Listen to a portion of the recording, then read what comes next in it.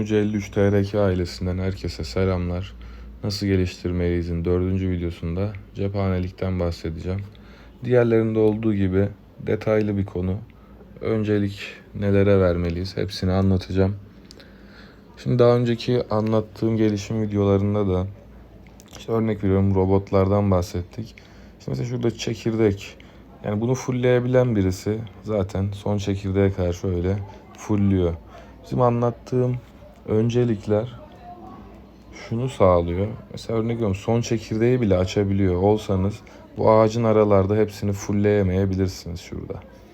Bu durumlarda veya işte benim gibi böyle mesela 2,5 çekirdek geliştirebiliyorsanız hangilerine öncelik verirseniz daha iyi olur. Bu mantıkla ilerliyoruz. Yani şöyle bir örnek vereyim size. Şimdi mesela bizim sunucuda 200 milyonun üstünde güce sahip kişiler var. Ama savaş durumunda mesela onlara karşı ben şu an 117 milyonum kazanabiliyorum. Neden? Çünkü geliştirirken hızlandırmaları çok fazla askere harcayıp yani gücü yüksek tutabiliyorsun. Ama asker sayısının faydası diğerlerinden daha az. Neden az? Savunma durumunda işe yarıyor ya da birden fazla takviye göndereceğimiz zaman işe yarıyor. Diğer türlü zaten asıl güç, saf güç dediğimiz yani teknolojiden işte cephane, robotlar bunlardan geliyor. Bu yüzden bunları detaylı şekilde anlatıyorum. Geliştirirken bunlar daha önemli. Şimdi burada anlatırken işte askerlere önem vermeyin demiyorum tabii ki ama mesela şöyle göstereyim. Şu an birlik olarak bakın 550k asker var. Gücümü şu an 117 milyon. Mesela bundan 2 hafta önce 140 milyondu.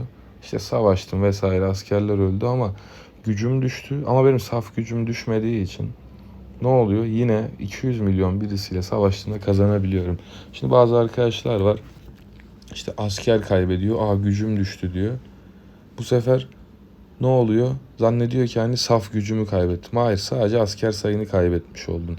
Ama sen hızlandırmaların hepsini askerlere basıp asker sayını yükseltip güç kazanırsan asker kaybettiğinde gerçekten de gücü kaybetmiş olursun. Çünkü zaten senin sadece asker sayın yüksekti. Burada gözüken güç yani total güç her şeyi göstermiyor. Benim anlattığım gelişimler de buna göre. Fullleyemeyen arkadaşlar bunlara öncelik verirseniz saf gücünüz yükselir. Daha iyi bir şekilde yükselir hem de. İyi bir sıralamayla giderseniz kendinizden daha yüksek güçteki kişileri yenebilirsiniz. Bu videoda da bu tavsiyeyi vermiş olayım. Şurada hızlandırmalardaki bakın evrensel hızlandırma. Az önce ben sıfırladım bunları kullandım. Şu evrensel hızlandırmaları ben yani çok büyük bir sıkıntıya düşmediyseniz 3 kola yetecek kadar askeriniz varsa askeriyeye harcamayın diye belirtmiş olayım bunda. Şimdi cephaneye geliyorum. Cephanede kalkanlı, bombacı, tetikçi 3 tane seçeneğimiz var. Bunları geliştirdiğimizde şimdi kalkanda mesela hem işte şurada gördüğünüz gibi kalkanlı kahramanlara güç veriyor tutuklama sırasında hem de kalkanlı askerlerimize güç veriyor. Aynı şekilde bombacı da böyle bombacı kahraman ve askere, tetikçide de aynı şekilde. Şimdi bunları geliştirirken ben önceliğimi kalkana veriyorum yine. Kitaplarda da mesela kalkana vermiştim. Bunun sebebi de şu: kalkanlı çok fazla ölüyor savaşta. Bunu düşürmek için.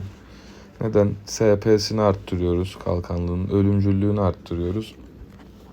Yani savaşta daha güçlü oluyor ve kaybettiğimiz kalkanlı sayısı daha aza inmiş oluyor. Hem ne kadar indirirsek indirelim yine de diğerlerinden fazla ölecektir. Ama tabii bunu minimuma getirmek bizim için savaşı kazanmak demek oluyor. Şimdi şöyle bir nasıl neleri geliştiriyoruz ondan bahsedeyim. Her bir işte kalkanlı, bombacı, tetikçi her birinin kendi içinde 4 tane ekipmanı var. Eldiven, kask, göğüslük ve bot. Şimdi bunlarda hepsinde aynı şu var. En soldakiler, şöyle savaşçılara verdiği şeyleri söyleyeyim askerlere. Ölümcüllük veriyor en sol ve en sağ. Ortadakiler de SP veriyor. Şimdi bombacıda da aynı. En sol ve en sağ ölümcüllük. Ortadakiler SP. Tetikçide de aynı şekilde veriyor. Şimdi bizde nasıl çekirdekte önem sırasını az çok anlamışsınızdır. Kalkanlılarda SP'yi daha çok önemsiyoruz. Tetikçilerde ölümcüllüğü ve bombacılarda yine ölümcüllüğü önemsiyoruz. Bunların üçünün arasındaki önem sırasında da kalkanlı, daha sonra tetikçi, daha sonra bombacı olarak ilerliyoruz. Şimdi ilk olarak kendi gücümüze göre ortalama bir seviyeye eşit şekilde bunları getirmemiz gerekiyor. Şöyle bunlar gelişimlerini göstereyim. Bir ekipman yükseltmemiz var. Ekipmanın seviyesini arttırıyoruz. Ekipmanın seviyesini arttırdıkça gördüğünüz gibi şurada %0.50 civarında arttırıyor ölümcüllüğü mesela.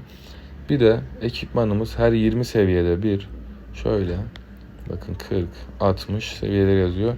20 seviyede bir üst niteliğe geçiyor. Niteliği üste geçirmek için de burada gördüğünüz şu ekipman DP değil, mıknatıs istiyor. 20 seviyede bir. Onu kullandığımızda da işte bu %0.50'lik artış yerine %5'e yakın bir artış sağlıyor bize.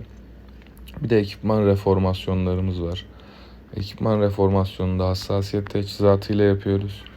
Hassasiyet teçhizatları belli bir seviyeden sonra daha önemli hale geliyor. Neden? Çünkü yüzdesel olarak direkt ekipman temel niteliklerini arttırıyor. Bu hassasiyet teçhizatında da 10. seviyeye kadar bu şekilde işte 80, 100, 120 diye gidiyor. Gittikten sonra ondan sonra hassasiyet teçhizatının yanında yine mıknatıs istiyor. İkisini aynı anda kullanarak reforme edebiliyoruz. Şimdi bunların gelişimi bu şekilde. Bunları nereden kazanacağınızı da göstereyim. Şu ekipman DP örnek veriyorum. Şu çantadan var mı? Şu an yok. Şurada bakın tutuklama 170. seviyenin üstündeyse bize her 1 saatlik bir ödül alımında, buranın ödülünün alımında bize hassasiyet teçhizatı kutusu veriyor. Bakın şurada yazıyor zaten. 170'in üstündeyse şanslı parça veriyor. Bu da bize 20-60 civarında o ekipman DP veriyor.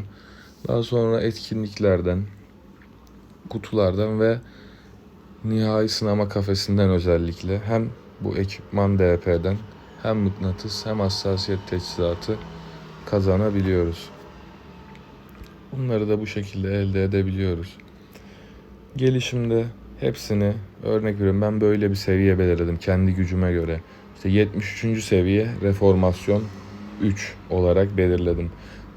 Önce hepsini buna getirdim. Siz kendi seviyenize göre işte mesela hepsini diyelim işte 90 yaptınız. Reformasyon 4 yaptınız. Ondan sonra önceliği değiştirip bu bahsettiğim gelişime geçeceksiniz. Ya da biraz daha güçsüzseniz işte örnek veriyorum 65-70 seviye reformasyon hepsini 2 yaptınız. Daha sonrasında bu dediğim önceliğe geçeceğiz. Önceliğimizi nasıl belirliyoruz? Yine eşit şekilde getirdikten sonra ben kendi yaptığım sistemi anlatayım. İşte 73. seviye reformasyon 3 yaptım. Sonrasında gelişimde şöyle bir sıra izledim. Kalkanlılarda SP'yi daha da arttırabilmek için ortadakileri 80. seviyeye getirdim. Şu 2 tane SP vereni. Şu kenardaki ölümcüllükleri o seviyede bıraktım. 80. seviyeye getirdim. Mıknatısla niteliğini arttırdım. Efsanevi geçti ve reformasyonunu 5'e getirdim. Daha sonra sırasıyla tetikçiye geçtim. Bakın bunda da ortadakileri aynı bıraktım. Yandakileri hem 80. seviye hem niteliğini arttırdım hem de reformasyonu 5. Şimdi tetikçinin en sağdaki ölümcüllüğü 80 seviye ve reformasyon 5 yapacağım. Daha sonra da bakın bombacıda zaten şu yanları reformasyon 4 yapmışım. Yine bunları sırasıyla ölümcüllükleri 80. seviye nitelik artışı yapacağım mıknatısla ve reformasyonlarını da 5 yapacağım. Bunlardan da ölümcüllük alacağım. Bu şekilde sıralama yaparak geliştirebiliyoruz. Cephanenin etkisi büyük ama en büyük etkisi şurada başlıyor. Ondan da bahsedeyim. Şu egzotik K2'ye geldiğimizde, egzotiklere geldiğimizde daha doğrusu, bu dediğim geliştirmelerin haricinde bir de şundan istiyor. Şurada bobin olması lazım. Neredeydi? Şurada, evet, burada var. Bakın burada mıknatıs teçhizat falan da var. Yine etkinlik, dükkan, buralardan elde edebiliyoruz. Şu potansiyel bobinden istemeye başlıyor. Evet, potansiyel bobinden istedikten sonra şöyle bir efsaneviden sonraki gelişimleri göstereyim. Efsanevdeyken bakın normal nitelik özelliklerini veriyor ve reformasyon. Ama bak efsanevi T1'den itibaren tutuklama ekibi savunması veriyor %10 ekstra olarak. Efsanevi T2'ye geldiğimizde bakın kalkanlı saldırısını arttırıyor. Şurada savunmaları, saldırıyı ve savunmayı şeklinde. Egzotik'e geçtiğimizde bakın tutuklama ekibinin SP'sini, saldırısını şöyle bir alta tıkladım. SP'sini şurada arttırıyor. K1'e geçtiğimizde hem SP hem kalkanlı savunmaya ekstra veriyor. Gördüğünüz gibi. Şurada bu arada saldırı, evet saldırı olması lazım. İşte burada K2 yine ekstra ve en son seviyeye geldiğimizde de çok fazla kalkanlı saldırısı veriyor. Bir sağa geçtiğinde de savunma. Bu yüzden egzotiklere geçtiğimizde bobinle birlikte geliştirdik mi çok fazla güç alıyoruz. Ama dediğim gibi o seviyelere getirmek uzun sürüyor. Biraz zor. Onlara gelmeden önce bu sistemi izleyerek kendi gücünüze göre gelişim yaptığınızda önceliklerinizi böyle belirlerseniz kendi gücünüzde olan diğer rakiplere karşı üstünlük sağlayabilirsiniz. Bununla ilgili bahsedeceğim farklı bir şey yok diye düşünüyorum. Teşekkür ediyorum herkese. İyi oyunlar. Başka sorularınız olursa yorumlarda belirtebilirsiniz. Oyundan da bana yazabilirsiniz.